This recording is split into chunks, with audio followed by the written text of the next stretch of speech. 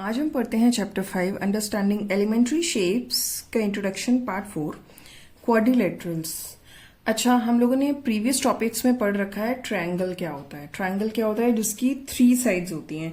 इसी तरह से क्वाड, जैसे नाम बता रहा है, क्वाड मतलब जिसकी 4 साइड्स होंगे। Quadrilateral it is a polygon which has 4 sides, जिसकी 4 साइड्स होंगी। हम लोगों ने छोटी क्लास में पढ़ रखा है, जैसे कि रेक्टेंगल हो गया, स्क्वायर हो गया, जिसमें 4 साइड्स होती हैं। इसमें हम और भी टाइप्स पढ़ेंगे। तो जिसकी भी 4 साइड्स होंगी उसको क्वाड्रिलेटरल भी बोलते हैं। हम रेक्टेंगल को क्वाड्रिलेटरल बोल सकते हैं, हम स्क्वायर को भी क्वाड्रिलेटरल बोल सकते हैं। जैसे कि अब हम सबसे पहले पढ़ते हैं रेक्टेंगल। हमने पहले प्रॉपर्टीज रेक्टेंगल की ये पढ़ रखी हैं कि ऑपोजिट साइड्स आर इक्वल। तो इसमें भी वही है, ऑपोजिट साइड्स आर इक्वल, यानी कि ये इसके इक्वल है एंड ये इसके इक्वल है। और इसको क्या बोलते हैं? डायगोनल्स। क्या बोलते हैं? डायगोनल्स। तो इसकी पहली प्रॉपर्टी तो ये होगी, opposite sides are equal and parallel. जैसे कि हमने पैरेलल लाइंस या परपेंडिकुलर लाइंस पढ़ा है, तो पैरेलल मतलब जो एक दूसरे के एकदम स्ट्रेट वाइज सीध में चले। जैसे ये लाइन इस लाइन के पैरेलल होगी। इस स्केल की अगर हम बात करें, इसमें ये लाइन और ये लाइन आपस में पैरेलल होंगी। तो इसीलिए जो ऑपोजिट साइड्स होती हैं, ये इसके पैरेलल है, एकदम स्ट्रेट रहेगी हमेशा, ये इसके पैरेलल है, हमेशा स्ट्रेट रहेगी इसके। नेक्स्ट है ईच एंगल इज 90 डिग्री। जब ये इसके पैरेलल है, ये इसके पैरेलल है एंड ये इस पे बनाता है 90 डिग्री। क्या बनाता है? 90 डिग्री। अगर ये एंगल 90 डिग्री हुआ तो सारे एंगल्स भी 90 डिग्री होंगे। तो हमें ये चीज माइंड में रखनी है कि ये इसके इक्वल है, ये इसके इक्वल है, और इसके जो सारे एंगल्स हैं, ये सेंटर वाले यहाँ पे, ये सारे एंगल्स हो गए 90 डिग्री। ठीक है। Diagonals are equal. ये जो डायगोनल है ये इसके इक्वल है, यानी कि इसको मैं अगर 3 लाइन से करूंगी तो ये भी 3 लाइन से होगा। ये हम सिर्फ इक्वल के साइन है और कुछ नहीं है। तो इसका मतलब हो गया ये और ये डायगोनल्स इक्वल है and bisect each other. Bisect का मतलब है बीच से काट रही है, यानी कि अगर मैं इसको ओ, नॉट ओ, इसको मैं ले लेती हूँ ए, यहाँ पे बी, ये सी और ये डी, और इसको ओ ले लेती हूँ। तो बाइसेक्ट ईच अदर का मतलब एक तो ये हो गया डायगोनल्स आर इक्वल, यानी कि A C is equal to B D हो गया। ए सी और बी डी ये डायगोनल से इक्वल हो गए। एंड बाइसेक्ट ईच अदर का मतलब है कि एओ जो होगा वो ओ सी के इक्वल होगा एंड जो ओ बी होगा वो ओ डी के इक्वल होगा। ये इसके इक्वल होगा, ये इसके इक्वल होगा। तो ये बाइसेक्ट का मतलब होता है, मतलब ये बीच से काट रही है आपस में। नेक्स्ट है स्क्वायर। स्क्वायर हमें जैसे कि पता है इसकी सारी साइड्स इक्वल होती हैं, यानी ये एंड ये, all the sides are equal. सारी साइड्स इक्वल होंगी एंड डेफिनेटली जो इसके डायगोनल्स होंगे वो भी इक्वल होंगे, और इसके भी सारे एंगल्स जो है 90 डिग्री होंगे। ठीक है। ये तो प्रॉपर्टी काफी हद तक रेक्टेंगल से मैच करती है। इसकी सारी साइड्स इक्वल होती है, उसमें ऑपोजिट होती है, बस इतना डिफरेंस है। All the sides are equal, उसमें all the sides are equal and opposite sides are parallel. ये इसके पैरेलल है, ये इसके पैरेलल है, that is clearly visible. All the angles are 90 degree, सारे एंगल्स 90 डिग्री हैं। Okay. Diagonals are equal, diagonals equal हैं, ठीक, and bisect each other at 90 degree. हाँ, अब इसमें और रेक्टेंगल में क्या डिफरेंस हो गया? ये बाइसेक्ट कर रहा है, करेक्ट है, यानी कि ये A O is equal to O C तो हो गया। इसको अगर मैं A B C and D बोलूं तो ये A O is equal to O C तो हो गया, लेकिन ये परपेंडिकुलरली कट कर रहा है कि ये भी एक नया प्रॉपर्टी आ गया। यहाँ पे भी 90 डिग्री बना रहा है। देखिए, वहां पे क्या था, सिर्फ कॉर्नर्स में 90 डिग्री एंगल्स बना रहे थे। यहाँ पे जहां पे बाइसेक्ट कर रहा है वहां पे भी 90 डिग्री एंगल बना रहा है, यानी कि इसको हम परपेंडिकुलर बाइसेक्टर बोल सकते हैं। बाइसेक्ट मतलब आधा आधा काट रहा है, परपेंडिकुलर यानी कि 90 डिग्री, तो यानी इसका नाम हो जाएगा परपेंडिकुलर बाइसेक्टर। नेक्स्ट देखते हैं पैरेललोग्राम। पैरेललोग्राम की क्या प्रॉपर्टीज हैं? Opposite sides are equal and parallel, जैसे कि रेक्टेंगल में होता है, लेकिन ये देखिए थोड़ा बेंड है, रेक्टेंगल बेंड नहीं होता है। रेक्टेंगल में यहाँ पे 90 डिग्री होता है, पर ये 90 डिग्री नहीं है। तो इसमें ये साइड इक्वल टू ये साइड है, ये साइड इक्वल टू ये साइड है, और पैरेलल भी है आपस में।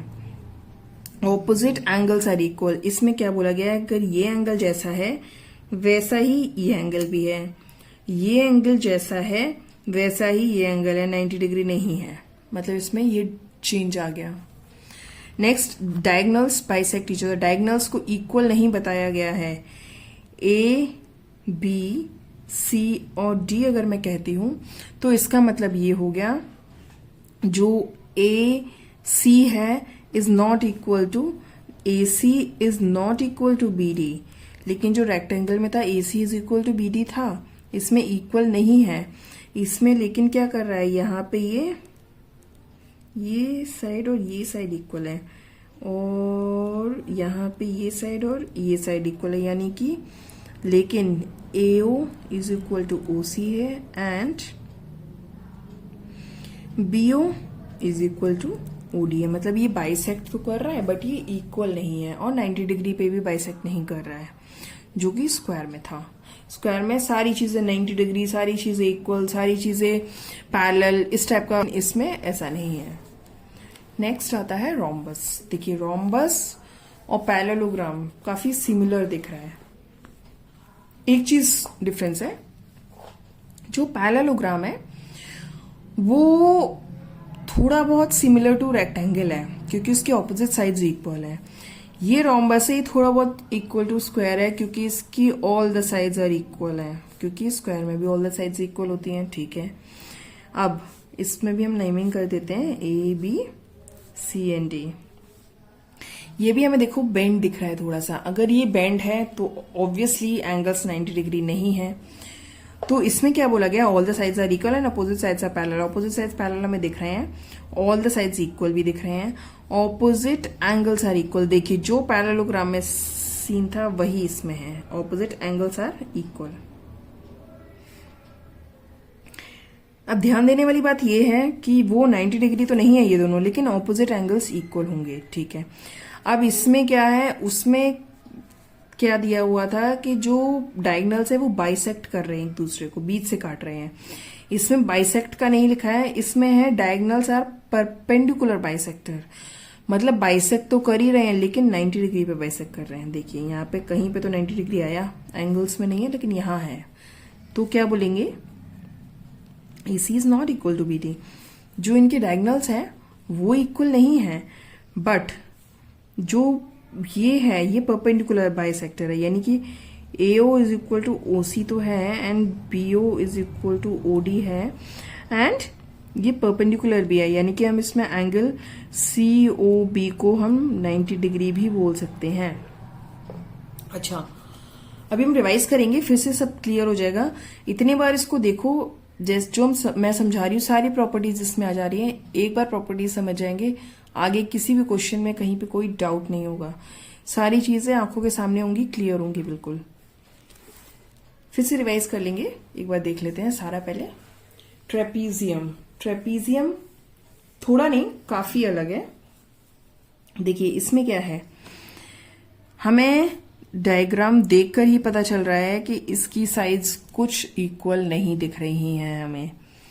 ये तो इसके पैरेलल दिख रहा है बट ये इसके पैरेलल नहीं दिख रहा है। तो लिखा है एटलीस्ट, कम से कम 1 pair of sides are parallel. कम से कम एक पेयर पैरेलल होना चाहिए। एक से ज्यादा हो सकता है बट जनरली नहीं होता है, तो उसको ट्रेपीजियम बोलते हैं। अगर वो पैरेलल हो जाएंगे तो वो किसी और कैटेगरी में लाई कर लेगा, है ना। तो एक साइड तो पैरेलल हो, एक पेयर ऑफ साइड तो पैरेलल होनी चाहिए, और इसकी ज्यादा प्रॉपर्टीज नहीं है। और लिखा है adjacent interior angle sum up to 180 degree. मतलब जो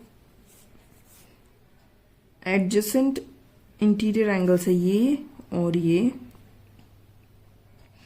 या फिर बोलो ये और ये। एडजेसेंट मतलब बगल बगल। तो यानी कि हम इसमें बोल सकते हैं कि जो angle A plus angle B है वो 180 डिग्री अप टू होना चाहिए कम से कम, है ना, इतना। तो ट्रेपीजियम की ज्यादा प्रॉपर्टी नहीं है, बस ये है कि 1 पेयर ऑफ साइड जो है वो पैरेलल होनी चाहिए, दूसरी साइड से हमें मतलब नहीं है। तो ट्रेपीजियम को तो आप नॉकआउट कर दीजिए, साइड हटा दीजिए। हम मेन फोकस करेंगे बाकी के 4 शेप्स पे, ठीक है। चलिए हम एक बार थोड़ा सा रिवीजन कर लेते हैं कि क्वाड्रिलेटरल्स क्या होता है, जिनके 4 साइड्स होते हैं। ये तो अभी हमें पता चल गया, हमने 5 शेप्स तो पढ़ ही लिए हैं, ठीक है। अब जो रेक्टेंगल होता है, देखिए ध्यान से समझने की कोशिश करिए कि रेक्टेंगल हमने पहले से पढ़ा है ऑपोजिट साइड्स इक्वल होते हैं, ठीक है। तो ऑपोजिट साइड्स तो इक्वल हो गए एंड ऑपोजिट साइड पैरेलल भी हो जाएंगे, ठीक। अब क्या है, सारे एंगल्स 90 डिग्री होंगे क्योंकि हम इसको सीधा सीधा बनाते हैं। ऐसे भी आप याद कर सकते हैं कि सारे एंगल्स 90 डिग्री क्यों होंगे, क्योंकि हम इसको सीधा सीधा बनाते हैं। और जो इसके जो डायगोनल्स हैं वो इक्वल भी होंगे और बाइसेक्ट भी करेंगे एक दूसरे को, लेकिन परपेंडिकुलर नहीं होगा, बाइसेक्ट करेगा, ठीक है। इक्वल होंगे, AC is equal to BT है, ये इसके इक्वल है, एंड बाइसेक्ट कर रहे हैं यानी AO is equal to OC हो गया, OB is equal to OD हो गया। तो ऐसे ये इक्वल है एंड बाइसेक्ट कर रहे हैं। हमने स्क्वायर में क्या देखा है कि सारी साइड्स इक्वल होती हैं, सारी साइड्स इक्वल हैं, ऑपोजिट साइड्स पैरेलल हैं, ठीक है। सारे एंगल 90 डिग्री हैं, ओके। इसमें और रेक्टेंगल में एक तो all sides equal and opposite sides equal का डिफरेंस है। और क्या डिफरेंस है, इसके डायगोनल्स इसके भी इक्वल हैं, ठीक।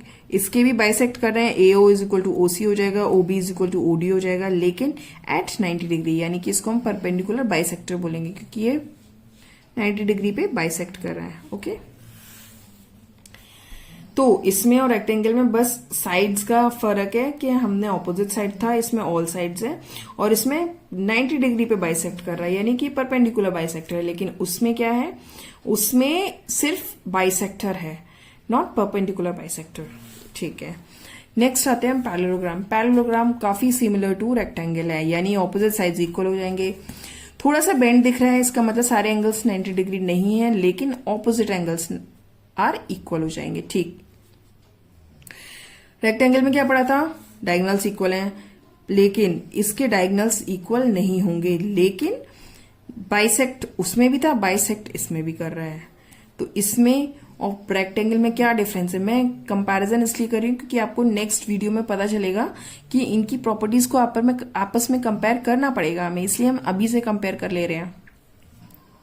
रेक्टेंगल में क्या था, सारे एंगल्स 90 डिग्री थे जो कि इसमें नहीं है, और उसमें डायगोनल्स इक्वल थे जो कि इसमें नहीं है, बस। और बाकी सारी चीजें सेम है, ये भी बाइसेक्टर है, वो भी बाइसेक्टर है।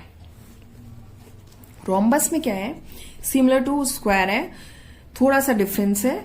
एक तो सारी साइड्स इक्वल है, ऑपोजिट साइड्स पैरेलल है, ठीक है। सारे बेंड है तो सारे एंगल्स 90 डिग्री नहीं है, लेकिन ऑपोजिट एंगल्स सारे इक्वल हैं, ठीक। उसमें क्या है, डायगोनल्स इक्वल थे, इसमें भी डायगोनल्स इक्वल नहीं है, क्योंकि जैसे पैरेललोग्राम में इक्वल नहीं है वैसे इसमें भी इक्वल नहीं है।